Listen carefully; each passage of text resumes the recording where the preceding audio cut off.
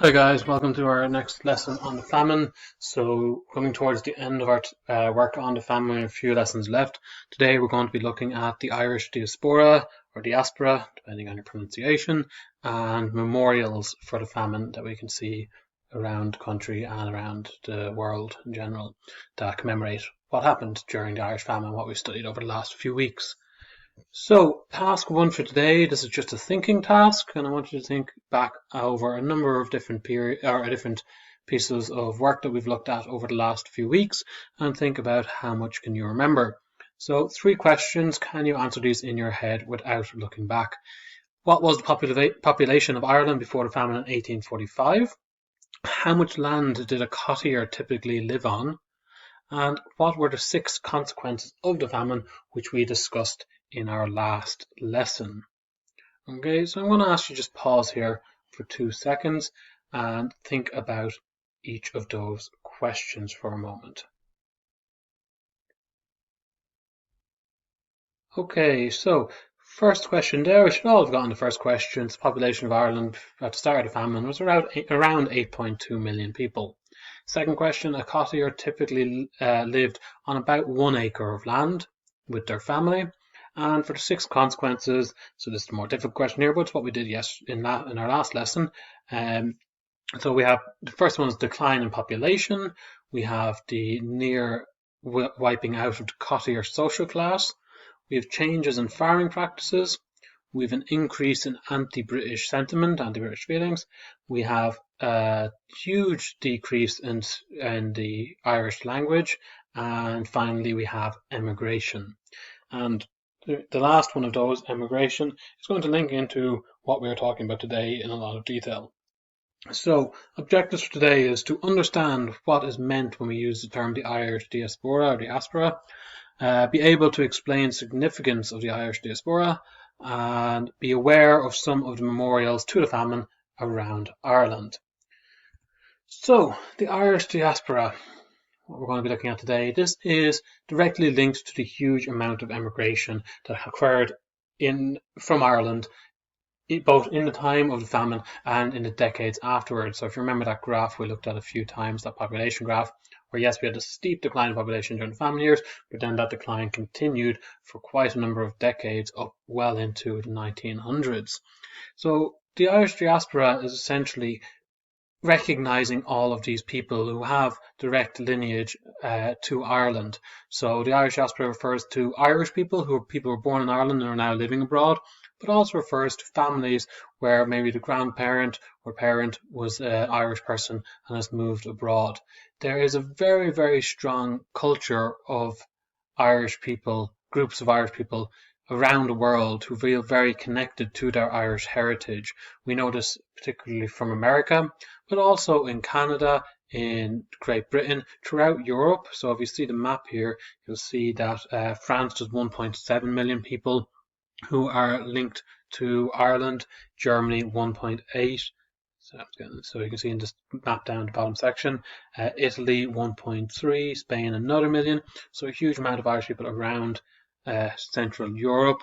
We can also see over in Australia we have 2.2 million, Argentina 0.6, the Middle East 400,000. Okay, and Irish people have spread quite significantly across the globe, and we can refer to these people as the Irish diaspora or Irish diaspora. These people have had significant impacts upon the world around the globe. So we see, especially particularly in America, we've had a number of American presidents who have direct links to Ireland. Most famously, John F. Kennedy was Irish American. We also can draw links to Barack Obama, the new president Joe Biden. A number of these men have direct links to Ireland, and Irish culture has affected them as people, and it's something that they feel very connected to in their Irishness. Okay? So the diaspora is very, very prevalent, particularly in the US and Great Britain. Now, obviously, Britain being our closest neighbour, it's quite expected that you would find a lot of Irish there. Again, you will find a lot of Irish culture around different areas of Britain. Liverpool, for example, is well known as being very influenced by Irish people. Now, when the Irish people actually first went abroad, whilst now we have seen that there's been a lot of successes with Irish people in living in these different countries, or people with Irish genealogy living around the globe, we often focus on the successes that they've had. When Irish people were leaving the country back in the 1800s, particularly, it wasn't always to a warm welcome. And this is something that we as Irish people should definitely remember, that a lot of the people, when they went abroad, faced a lot of hardship. Okay, particularly in the UK, where they were seen as people who were taking jobs away from British people. They were working quite cheaply. They were people who had a lot of alcoholism became quite an issue amongst some of these workers, right? But they had big influences. In terms of building trade, so particularly in Britain, a lot of railroads and roadways were built by the Irish. There's a very, very famous photo in America, from America. I think it's the building of the Empire State Building. You can see this photo in the booklet, where you see about 10 men sitting on a steel girder hanging over the city in a very dangerous, precarious way. But even in this photo, it's probably one of the most famous photos of the history of New York and the building up of New York. A number of the men in that photo are Irish men who've left Ireland, gone to America, and are working there and are building huge amounts. There's a number of cities in the US, particularly Boston and Chicago, have very, very strong Irish populations in them, even to this day. So when they first went in back in the 1800s, there wasn't always a warm welcome. They were often subjected to prejudice. People often seen them as the Irish people ended up being forced into living in slums, and this added to a very negative reputation for the Irish people. We can see that things did improve over time, but we should always remember that it wasn't always perfect. It is really important for us as Irish people to remember that we do have this diaspora. It is numbering up to around 70 million people around the globe, and this is where our culture has spread so rapidly around the globe. This is why St. Patrick's Day, for example, is celebrated across the globe, and different aspects of Irish culture are so widely celebrated. And we should be welcoming of our diaspora. And we should also remember that we are people who have, as a country, have really relied on immigration as a tool for our survival. And so perhaps when we get immigration, people coming into our country, that we should be open and welcoming as we would have hoped people would have been to our ancestors when our ancestors were leaving the country. Okay, so now there's 5 questions here, and this is task 2 for today. I want you to go and pause the video now. You can look through the booklet. There's a number of most of this information is in there. Try and answer those 5 questions. You may need to do a bit of research for naming the 3 individuals who are part of the Irish diaspora, but you can definitely find that quite easily online. So you spend about 10 minutes answering those 5 questions. You can pause the video now. Okay, so those questions are going to be submitted on Teams when you're finished, okay? The third task we're moving on to today, so that is essentially what the Irish diaspora is about. You do need to keep in mind what it is and the influence it's had around the globe and on Ireland itself. When we look then at the Famine Memorials, the famine is something that is very, very significant, possibly the most significant aspect of Irish history. It really changed Irish culture, Irish population, all those different consequences we looked at before. And as such, there's a number of memorials around the country celebrating or remembering the famine and what happened. Okay, so I'm going to show you a few of these now. So this is the first one. This is probably the most famous one. This is in Dublin, along the banks of the Liffey, and you can see all of these people who are incredibly thin, incredibly desperate.